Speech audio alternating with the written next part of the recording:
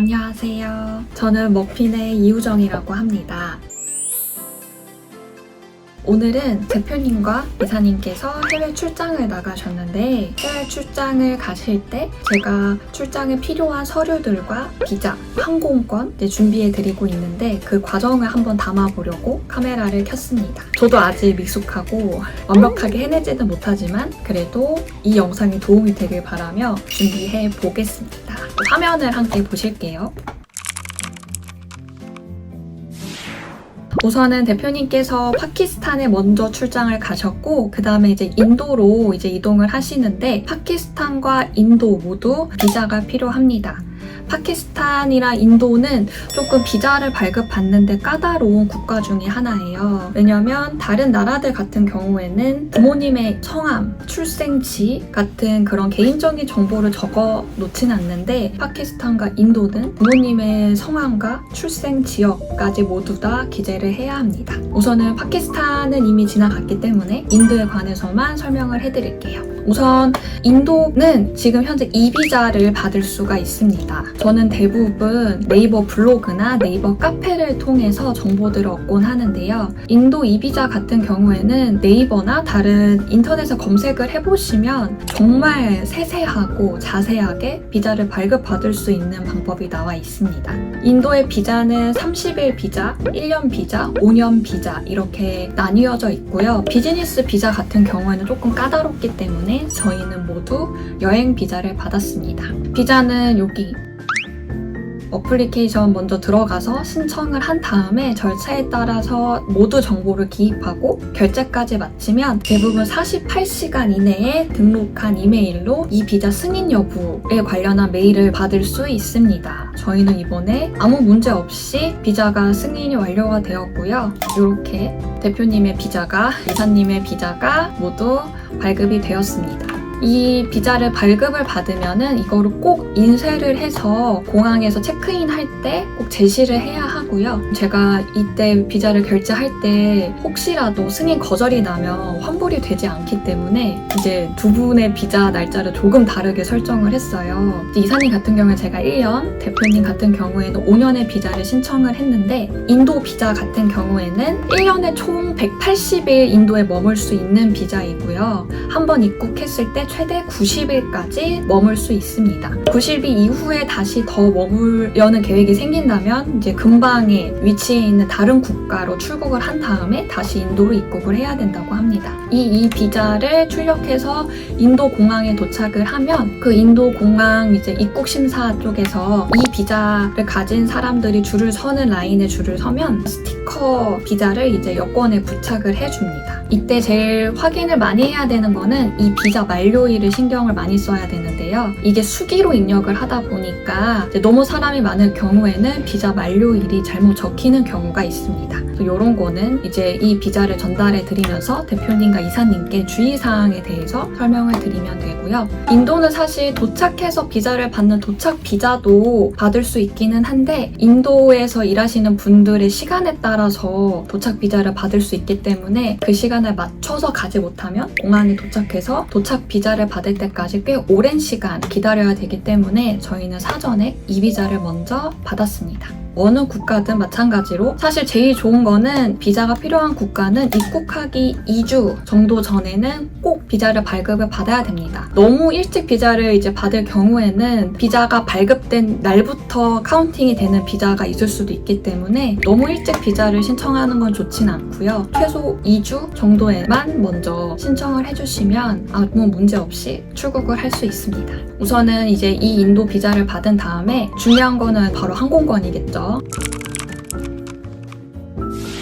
저는 대부분 네이버 항공권으로 검색을 하고요. 파키스탄에 먼저 출국을 하셨고 파키스탄에서 인도로 넘어가는 루트이기 때문에 카라치, 파키스탄에서 인도, 뭄바이로 넘어가는 비행기 표를 검색을 합니다. 기본적으로 이렇게 날짜를 선택을 한 후에 항공권 검색을 하면 이렇게 검색이 됩니다. 그래서 대부분 지금 경유로만 확인이 되는데요. 직항을 있는지 확인을 하시고 싶으시면 이렇게 직항만으로 해서 확인도 가능합니다. 우선은 실험 삼아 요거를 열어볼게요. 그러면 여기 이렇게 보시면은 비행 일정이 나와요. 이렇게 항공권 예매할 때 경유지도 그리고 시간도 가격도 너무 중요하지만 제일 체크를 많이 해야 되는 게 바로 환승지에 있는 터미널 위치예요. 여기 보면은 스리랑카 항공 앞에 이렇게 항공 편명이 있는데 이거를 구글에서 검색을 합니다. 구글에서 검색을 하면은 이 일정에 대한 항공편이 나와 있어요. 카라치 같은 경우엔 터미널 M인데 콜롬보, 이게 환승지 같은 경우에는 터미널이 없어요. 요건 이제 공항이 하나라는 뜻이고 이럴 경우에는 환승 시간이 2시간 정도 연착을 할 수 있으니까요. 그런 것까지 다 계산을 해봤을 때 문제가 없을 거라고 예상을 할 수 있습니다. 왜냐하면 이제 공항이 큰 경우에는 터미널과 이동하는 거리가 너무 멀게 되면은 이동하는데 시간이 너무 오래 소요가 되거나 그 셔틀버스 운행 시간이 각각 다르기 때문에 이동하시는 대표님과 이사님께서는 좀 이렇게 난항을 겪으실 수 있어서 이런 것들을 잘 확인합니다. 우선은 도착하는 거는 터미널이나 게이트가 없고요. 그 다음에 환승지에서 이제 넘어가는 최종 목적지 인도로 넘어가는 이 항공권도 다시 검색을 해봅니다. 네, 그러면 여기 터미널이나 게이트가 없고요. 인도에 있는 뭄바이라고 하는 도시에는 터미널에 도착하는 걸 알 수 있습니다. 이런 식으로 비행기 환승지나 그리고 도착하는 공항의 터미널이나 게이트를 미리 알 수가 있어요. 대부분은 발권 이후에 알 수 있는데 이렇게 편명을 검색하시면 좀 더 수월하게 정보 파악을 할 수 있습니다. 그래서 이렇게 일정대로 이렇게 잡아놓습니다. 이런 정보들을 대표님께 전달을 합니다. 이걸 보신 후에 대표님께서 일정을 탕탕탕 해주세요. 하지만 탕탕탕 해주실 때까지 기다리면 안 되고 계속해서 대표님을 압박해야 합니다. 언제 가실 거냐, 어떤 비행기 타실 거냐, 이거를 계속해서 여쭤봐야 돼요. 그렇지 않으면 지금 시차도 많이 차이 나고 너무 바쁘시기 때문에 비행기 티켓 예약 날짜를 잊으실 수가 있어서 이건 항상 제 대표님을 독촉 아닌 독촉을 하면서 일정 픽스를 받아야 됩니다. 그러면 이제 그 다음에 중요한 거는 바로 호텔이죠. 물론 대표님도 인도의 지리를 모르시고 저도 인도라는 나라에 대해서 너무 생소하기 때문에 방문하실 어떤 목적지를 정해주세요. 예를 들면 A라는 대학교에 갈 거다라고 말씀하시면 그 A라는 대학교 근방에 있는 호텔을 구글 맵을 이용해서 호텔을 찾습니다. 여기 테크놀로지 봄베이라고 하는 봄베이가 바로 뭄바이인데요. 이쪽 대학교에 방문을 하신다고 하셨거든요. 그럼 우선은 구글 맵에 이쪽을 검색을 해서 위치를 설정을 해둡니다. 그 다음번에는 이제 학교 주변에 뭐가 있는지 한번 봐요. 주변에 좀 번화가인지 좀 오가기 편한 도로들이 있는지를 확인해 봅니다. 조금 더 줄여보면은 여기 아래 뭄바이 공항이 있어요. 공항 근처에 있네요. 결국엔 이 근방이 모두 다 번화가다. 골목골목 들어갈 필요는 없다라는 걸 알 수 있고요. 하지만 제일 중요한 거는 이 거리를 도대체 가늠해 볼 수 없고 제가 인도 지리에 너무 생소하기 때문에 구글 맵에서 이렇게 위에 보시면 호텔이 있어요. 이 호텔을 눌러서 확인합니다. 그렇게 되면은 이제 호텔 목록이 지도 위에 표시가 되게 됩니다. 학교랑 가까운 곳을 이렇게 확대를 해서 보면은 숙소들 정보가 떠요. 구글 맵을 사용하는 이유가 여기서 또 나오는데요. 이렇게 근처에 있는 호텔을 위에 커서만 올려도 차로 얼마나 걸리는지 이 호텔의 대략적인 1박의 가격이 얼마인지 알 수 있습니다. 저는 대부분 부킹닷컴이나 아고다를 많이 이용을 하고요. 이제 들어가서 사진이나 이제 조식 그리고 호텔의 최근 후기들을 살펴봅니다. 이 대학교 근방에 있는 호텔들은 다 너무 비싸서 좀 가기는 부담스러울 것 같고 이럴 경우에는 이제 시간이 좀 오래 걸려도 호텔들 서치를 합니다. 이쪽에 있는 호텔들을 다 눌러서 확인을 해보고 여기 몰려있는 숙소들을 다 확인해 봅니다. 우선 도보로 이동할 수 없기 때문에 이럴 경우에는 제일 간단한 거는 공항 주변을 보는 게 제일 간단하고요. 그 다음번에는 이제 호텔 조식을 제외하고는 모두 식사를 해결하셔야 되기 때문에 이렇게 쇼핑몰 주변을 좀 살펴본 다음에 제일 안전하고 먹을 수 있는 식당이 많이 있는 곳을 찾는 게 중요합니다. 거리나 호텔의 어떤 조건들을 다 따져본 다음에 리스트를 만들어서 대표님께 전달을 합니다. 이렇게 인도 뭄바이 호텔 목록으로 해서 대학교와의 거리, 가격, 대략적으로는 한 2주 정도 잡는 것 같아요. 2주 정도 해서 이제 객실 2개에 성인 2명이 묵을 때에 조식 포함한 가격, 그 다음에 사진을 직접적으로 보여드릴 수 없기 때문에 예약을 할 수 있는 홈페이지 URL도 함께 첨부를 해서 보내드립니다. 그렇게 해서 이번에 결정된 뭄바이 첫 인도의 숙소는 바로 아파트가 되었습니다.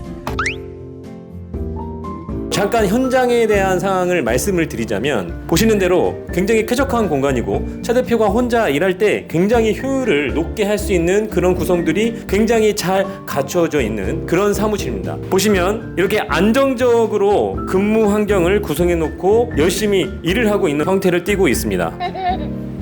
이렇게 숙소 예약을 마쳤습니다. 사실 이렇게 보면 뭐 별거 없습니다. 우선 이제 호텔까지 이렇게 예약을 한 다음에 확인이 필요한 거는 조식이 포함이 되어 있는지 픽업 서비스를 예약을 할 수 있는지 확인이 굉장히 중요한데요. 우선은 인도에 먼저 도착해서 조금 생활을 하신 이후에 다시 인도로 옮겨갈 경우에는 크게 문제가 되지 않는 게 인도 유심을 구매하셔서 이제 인도에서 통화가 가능하기 때문에 그랩이나 왓츠앱 같은 통신이나 교통 앱을 사용하실 수 있으시지만 딱 생소한 날에 도착하셨을 때는 연락 수단이 없기 때문에 픽업 서비스가 필수입니다. 그 다음은 이제 대표님과 이사님께서 무사히 도착을 하시고 호텔까지 무사히 이동을 하시는지 마음을 졸이며 기다리는 일만 이제 남게 되는데요. 그래서 이제 도착하시는 날짜에 맞춰서 계속 문자를 보내거나 이제 카톡 혹은 뭐 여러 연락 수단을 통해서 대표님과 이사님의 이제 도착 여부를 확인을 하고 문제가 있으면은 최대한 해결을 해드리려고 하는 편입니다.